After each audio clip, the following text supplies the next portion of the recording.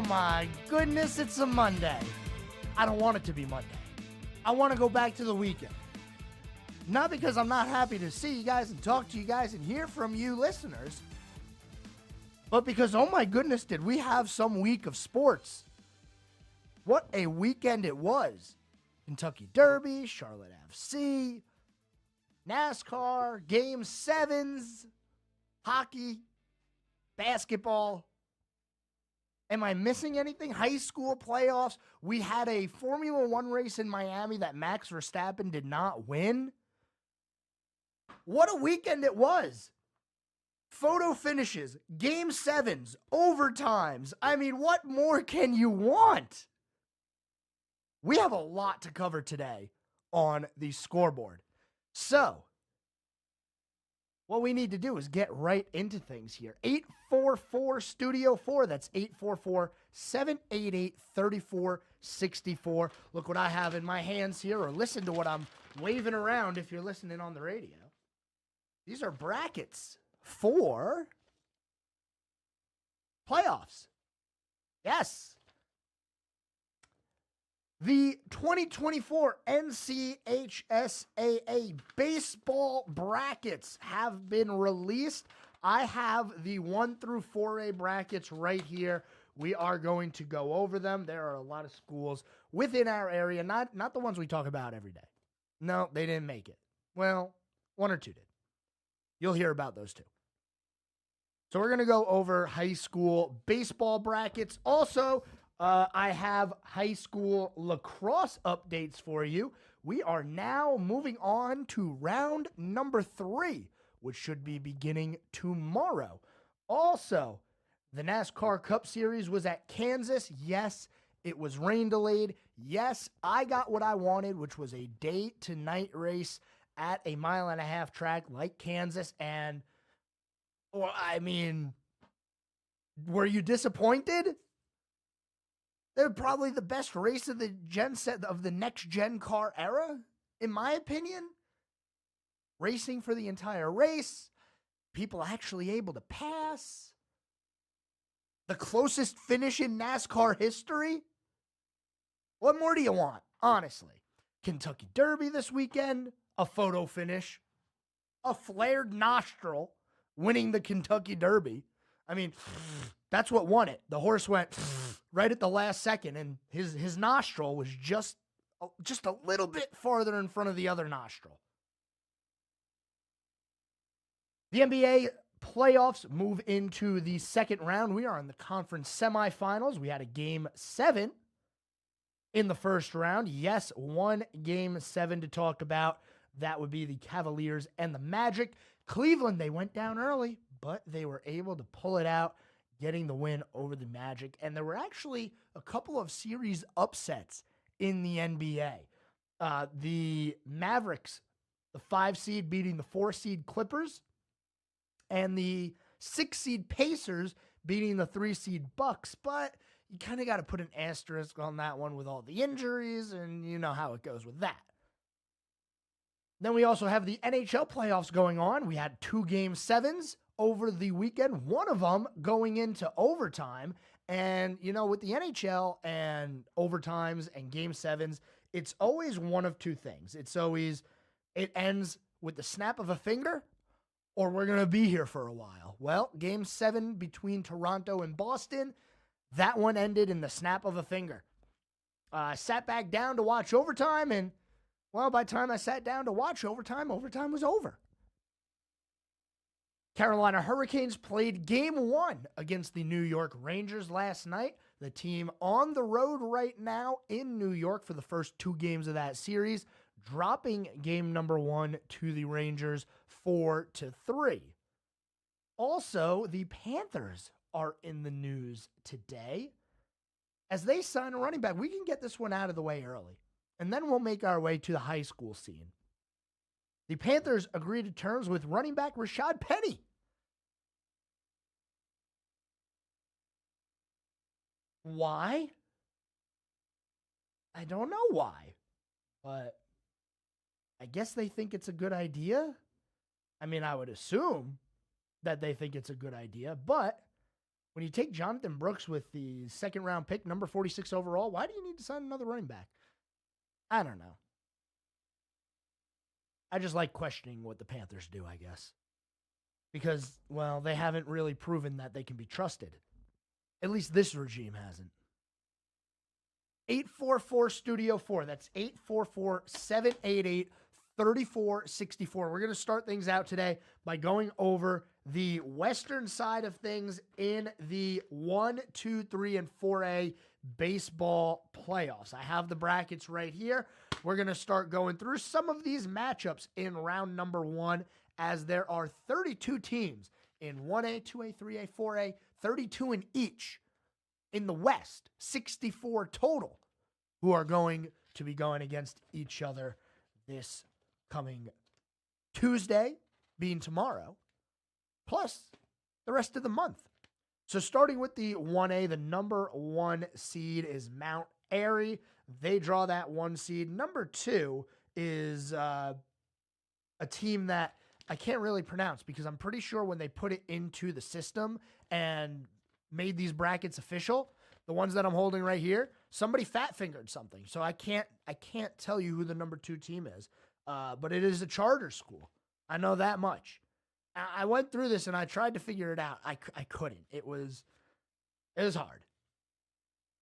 So some schools in our area here in the 1A, Christ the King down in Huntersville, they are taking on the 31 seed. So the 3 seed versus, the 30. 3 versus 30 there. We also have Mountain Island Charter, Piedmont Community, and I think that was it in there. Yeah, that was it for the 1A. Langtree Charter, that's right. Langtree Charter snuck in as the 32 seed. They're the ones that gets to play the 1 seed here, Mount Airy. That's going to be a tough game. Moving on to the 2A brackets, we have plenty of matchups to go over here with that. The 2A schools, starting with the 1 seed Burns High School. They drew the 1 seed here for these playoffs. The 2 seed is East Rutherford. They're sitting there against Hendersonville, who is the 31. And then a little bit closer to us, you got Lincoln Charter, who made it in as the 8 seed. C.S. Davidson getting a high draw at a 21 seed, but still making it nonetheless. Pine Lake Prep, place that I went to high school, down in Mooresville, they make the 2A baseball playoffs.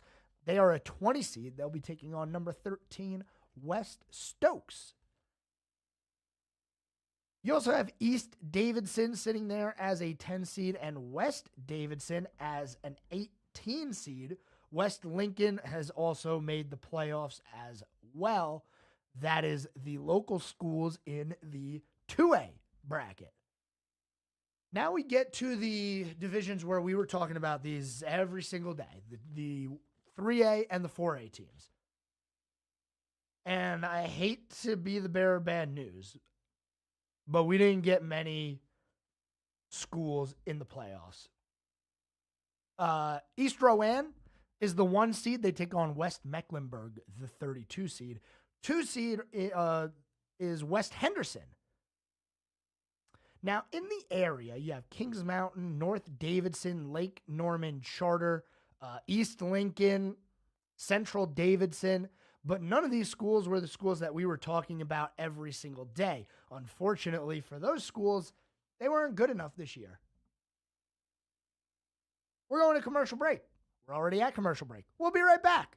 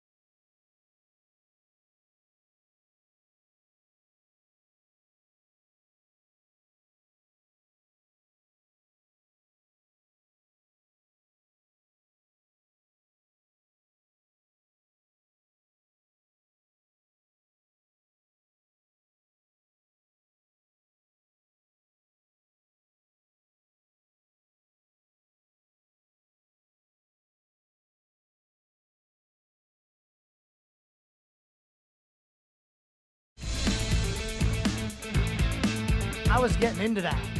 I was getting into the high school playoffs, ran right into the commercial break. I apologize, ladies and gentlemen. I do apologize.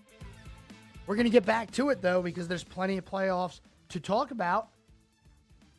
I don't even know where I was on my page here. I got my pages all mixed up.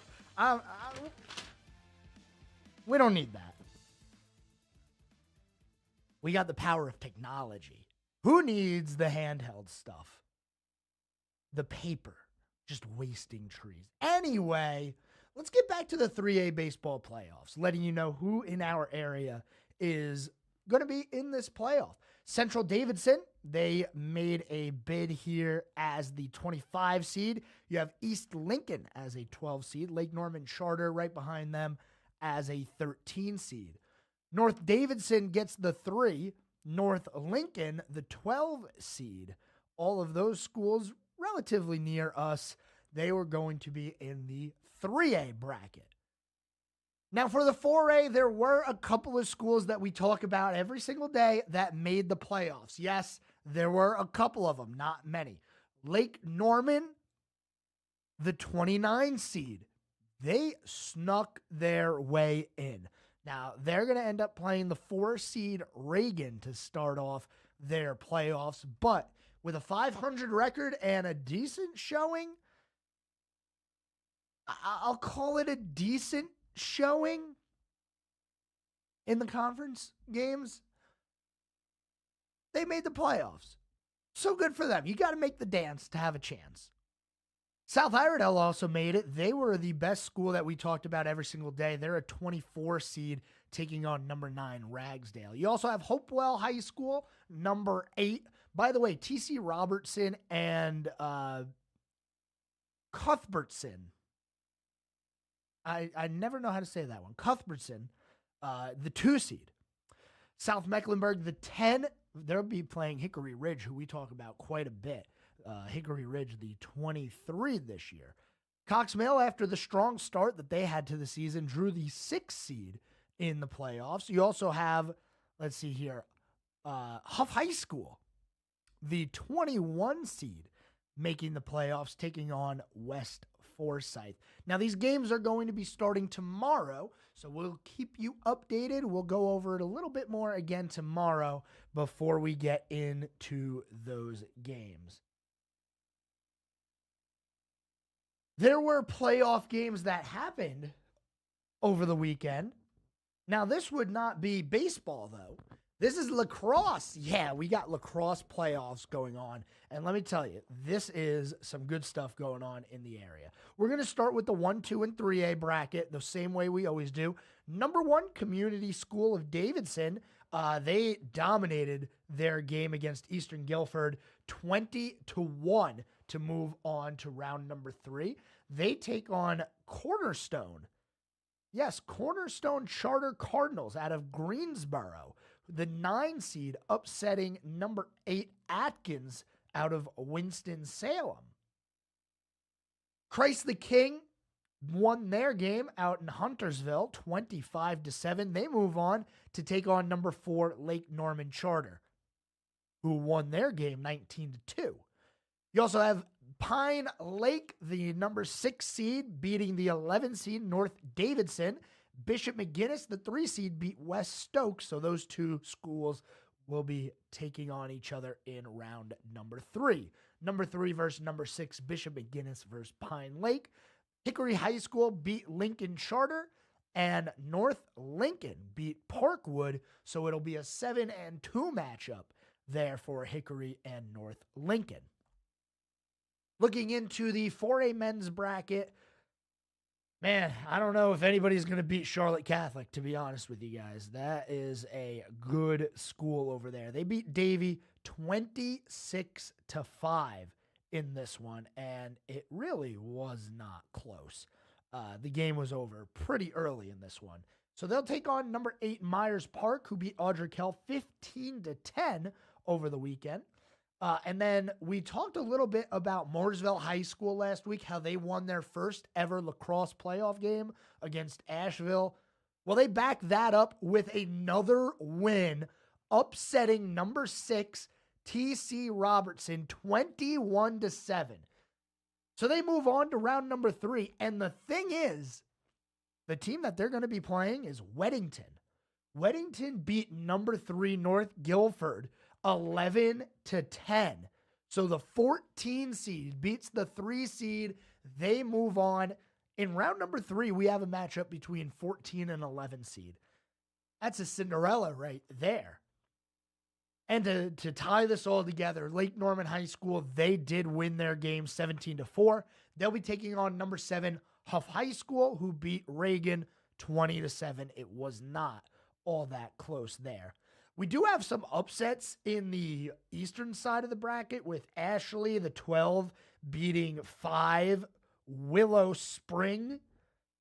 I don't know any of these high schools because, well, they're not near us. You got Athens Drive in Raleigh, the 11 beating a 6, and number 10 Holly Springs beating number 7 Chapel Hill. A lot of upsets in the 4A East bracket, not the West. We talk about the West normally. All the schools in our area are on the West. So the East, it's kind of chaos in there right now, it seems, as nobody is able to really gain a foothold. I mean, Green Level, the 1 seed, they took care of business the way that they do moving on, but there are a lot of upsets here on the East. Coming up in high school world also, not long from now, we will have women's soccer playoffs, the bracketing for that later on this week, and then everyone is going to be in the playoffs. There will be no more regular season high school sports. And then after the playoffs, we got to wait till next year for more high school. Darn. It was a good high school season. Not over yet, but it was a really good high school season with a lot of fun times here. So the lacrosse schedule moves to tomorrow. Tomorrow we got baseball and lacrosse games in the playoffs. So for the 4A schools, as I accidentally closed out of it to give you the times, Lake Norman and Huff will be tomorrow at 7 o'clock. Weddington and Mooresville will also be tomorrow at 7 o'clock. So for those 2 local schools, you're going to want to check that out. It is tomorrow, 7 o'clock. Now we move on from the high school world, get into a little bit of what's going on in the world of sports. We have to always make sure I let you know what the news of the weekend was. Not too much news because it was all sports. Everything was happening. With the biggest event on Saturday, maybe you're saying it was Charlotte FC. No. I think it was probably the Kentucky Derby. Now, there is something going on with the Kentucky Derby to where the rider of Sierra Leone was holding on to the horse next to them or something like that. But, you know, the results were already made official.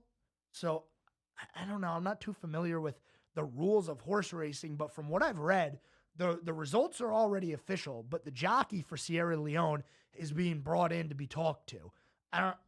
And you can't really tell on the broadcast or any of the replays.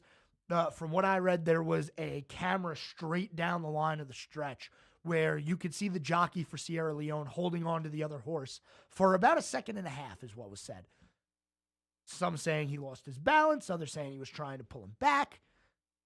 I can't make that decision because it's really hard to see, which is why I think they're just going to chat and nothing's going to come of this because, well, the results are already official. But boy, oh boy, the Kentucky Derby. And you know what? I still don't get it. I don't. Did I tune in? Yeah.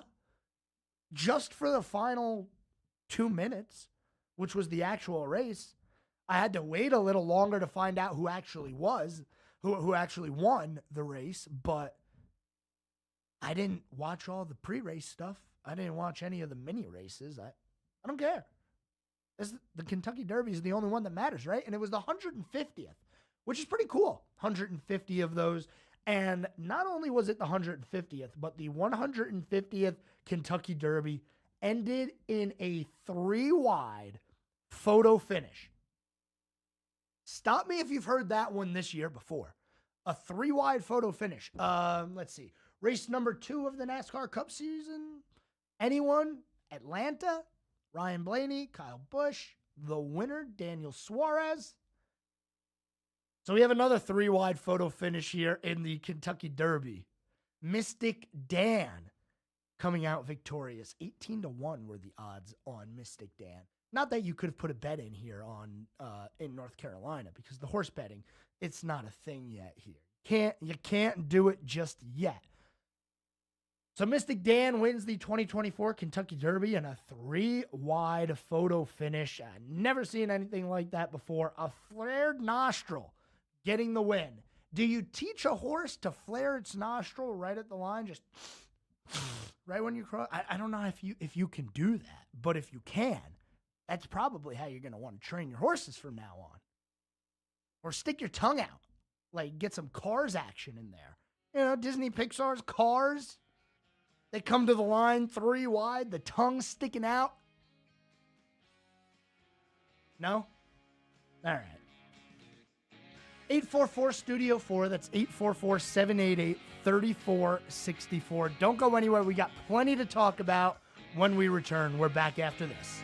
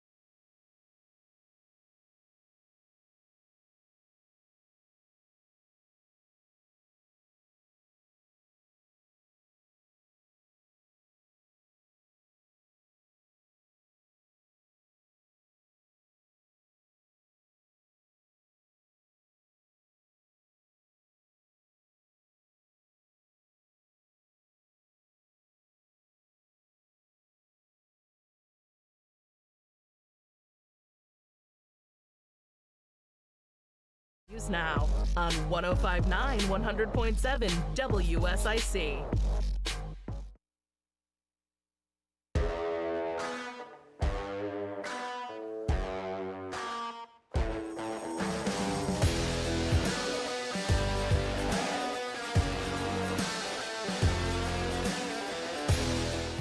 I feel really bad for anybody who did not continue to stay updated with the NASCAR Cup Series this weekend. Yes, there was rain. That doesn't mean they aren't going to race. Here's the thing. There's lights at Kansas, so they can race at night. Who would have thought? Man, racing under the lights. It's like, man, good job, NASCAR. The weather delay didn't kill you because you had lights at the racetrack.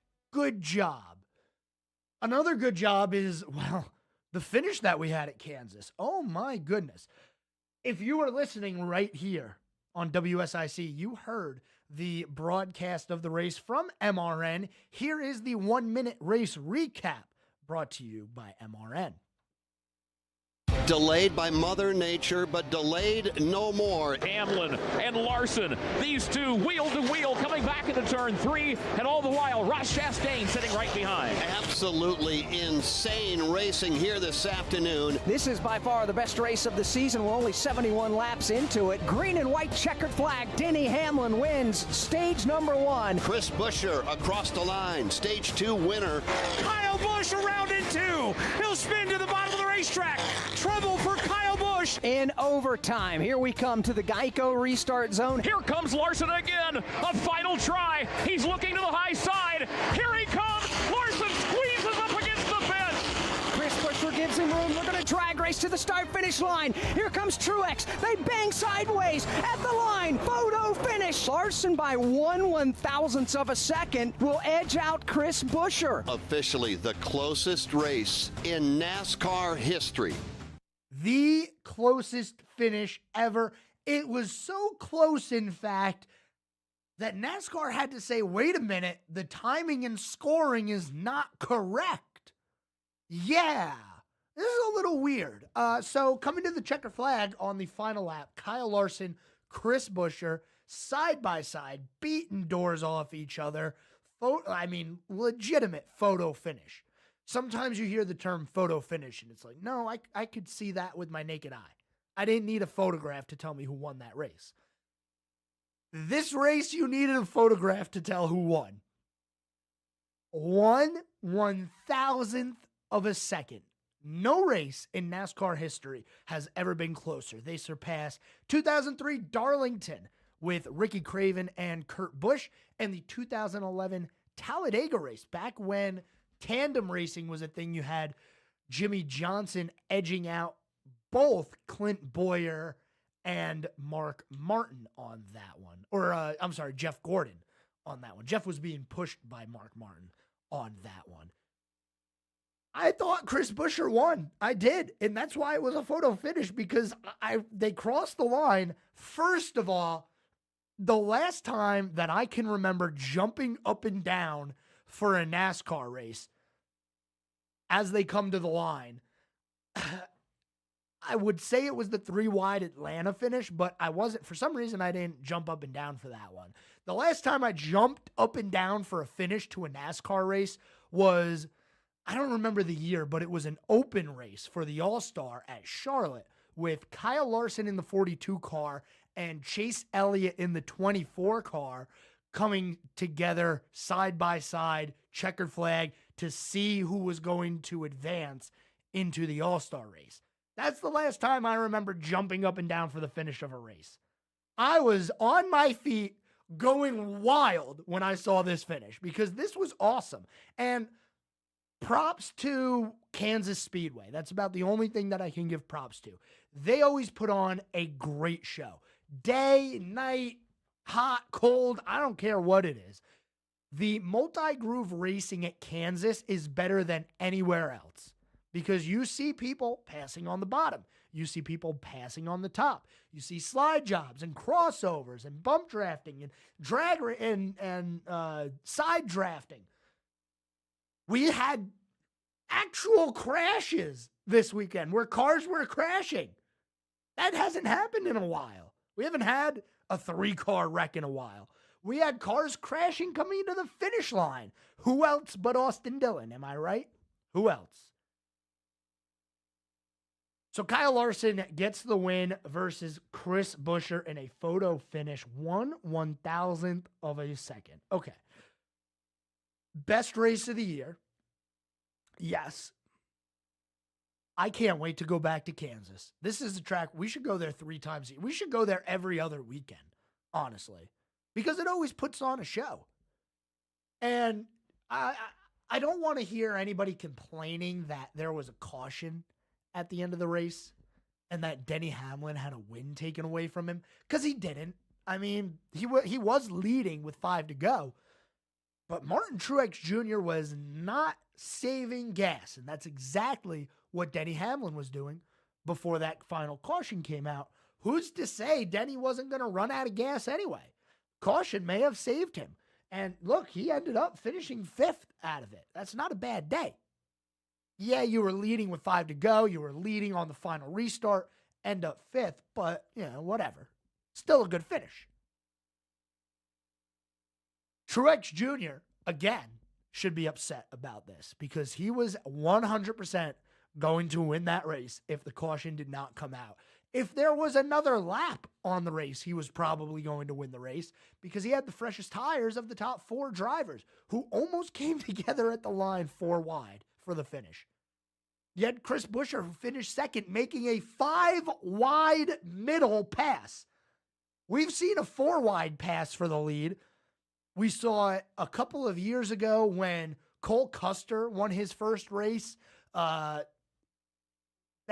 believe that was Kentucky. We saw a 4 wide pass during the Atlanta race. I mean, what a race. There's really not much else I can say about that.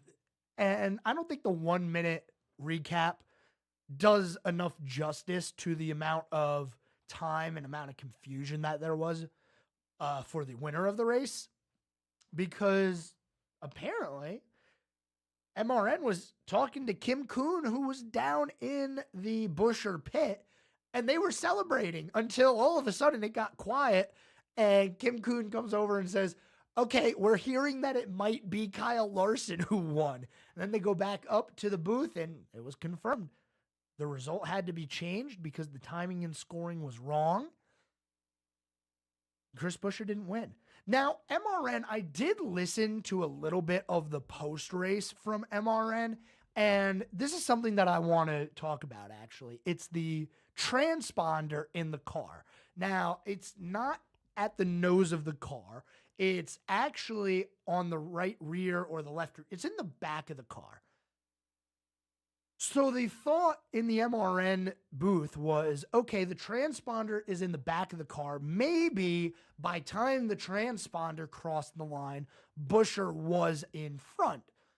Well, they quickly corrected that and said, no, even though the transponder is in the rear of the car, there is a electronic scoring that far behind the actual start-finish line. So the way you think of it is, if you're coming out of turn 4, the nose of your car is going to pass where the transponder reads, and then the nose of your car is going to hit the start-finish line at the exact same time the transponder hits the reader, so that it's, it reads accurately. Well, for some reason it didn't. Now, what I think is it might have been because Buescher was on the apron and Larson was on the track. But I'm not an expert, don't take my word for it. But if you were confused as to why timing and scoring showed Buescher as the winner, and this has happened before in photo finishes, and it's gotten better in years past.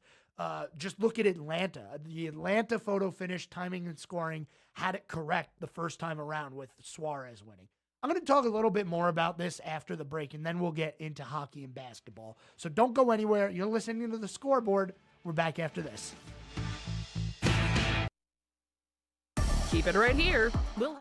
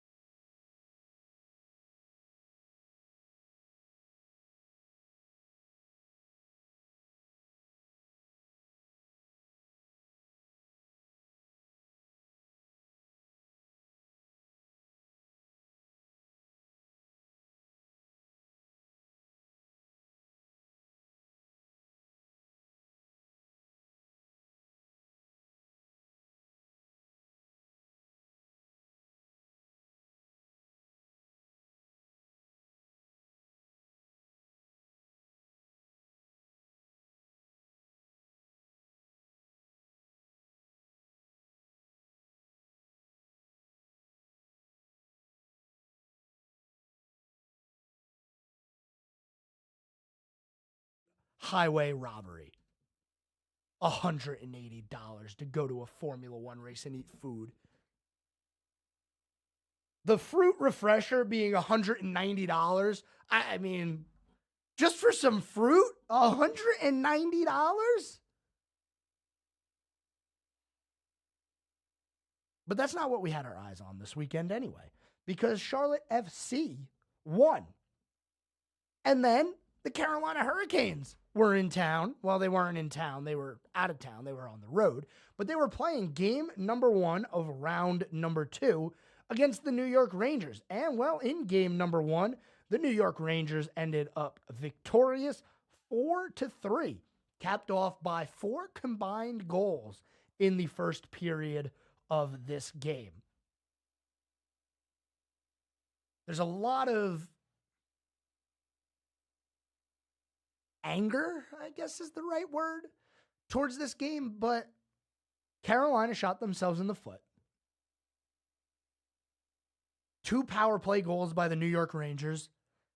And, I mean, the empty net goal, not the empty net, the goal with the goaltender pulled for Carolina, we don't really need to count those. Carolina got outplayed. They did. Maybe they didn't have, and I don't know what it was, because they had more zone time than the Rangers. And they were in the offensive zone a lot more, but the Rangers were out shooting Carolina in the first and second period. The third period, Carolina put it on them. They shot more than twice the amount of shots on net in the third period than they did in periods 1 and 2. They got that goal to make it a 1-goal game with 2.5 minutes left in the game, and then they weren't able to come out victorious. Got to stay out of the penalty box. They have to capitalize on their power plays. I mean, how many times are you going to go on the power play and not score? Carolina went 0 for 5 on the power play. Really 0 for 4 because that 5th one was cut short by another trip. But 0 for 4 on the power play. The Rangers, 2 for 2 on the power play. And the crazy thing about those is those 2 power plays probably combined for 21 seconds, 20 seconds, if that. They scored quick, did the Rangers. They got out to a big 3-1 lead early. They held on and take game number 1. So the Carolina Hurricanes find themselves in a hole to the President Trophy winning New York Rangers. This is funny. As I'm looking up some stats here, I noticed this today. The NHL website, which we love the NHL website in this show, on WSIC, we love the NHL website. Why? Because they said that this game was between the Carolina Hurricanes and the Rangers. The Rangers. They don't even know what team it is. So a 4-3 loss for Carolina. They are in a hole in the series, 1-0 now. Game number 2 for this series tomorrow, 7 o'clock. Again, it's going to be in New York. Carolina's favored again. They were favored in game 1. If they can stay out of the penalty box, if they can capitalize on their opportunities, they outplayed the Rangers. They did. And I told you the difference was going to be goaltending, and there were a few moments where exactly that happened. Igor Shesterkin for the New York Rangers stood on his head, especially late in that game. There were a few. Man, I don't know how he kept him out of the net. And Freddie Anderson, he was a little leaky. He was. So we move on to game number 2 for Carolina. We'll put that one behind us. Look forward to Tuesday, that being tomorrow. The NBA playoffs move on as well. We have a couple of games tonight for you as the Indiana Pacers and New York Knicks will face off at 7:30, and then game number 2 of the Minnesota Timberwolves versus the Denver Nuggets. That was a game 1 win by Minnesota. The upsets in that series, we told you, were the Mavericks and the Pacers, who beat the Bucks. So now we are in the conference semifinals, 8 teams remaining in both the NHL and NBA playoffs. We are moving right along, getting close to crowning champions in both of those leagues. Let's talk about this day in sports history. On this day, in 1974, Oakland A's pitcher Paul Lindbald makes an errant throw in the first inning of a 6-3 loss, ending his record streak of 385 consecutive errorless games. That's tough. Throwing from the pitcher's mound to first base, man, that's one of the hardest throws in baseball. That was a joke. On this day, 1987, Mario Andretti set the one-lap speed record at Indianapolis Motor Speedway, 218 miles per hour. Hey, we are getting very close to the Indianapolis 500. That's all the time we have for today. I don't have any time to get any more this day in sports histories in. But thanks, everyone, for tuning in on this Monday. What a weekend it was. I don't know how we're going to top this weekend throughout the week. I don't think it's possible. We had everything. What more could you have wanted as a sports fan? A Game 7, Toronto and Boston, Game 7 Saturday night went to overtime. What more do you want? Thanks for tuning in, everyone. You've been listening to The Scoreboard. I'll see you guys tomorrow. Until then, have a great night.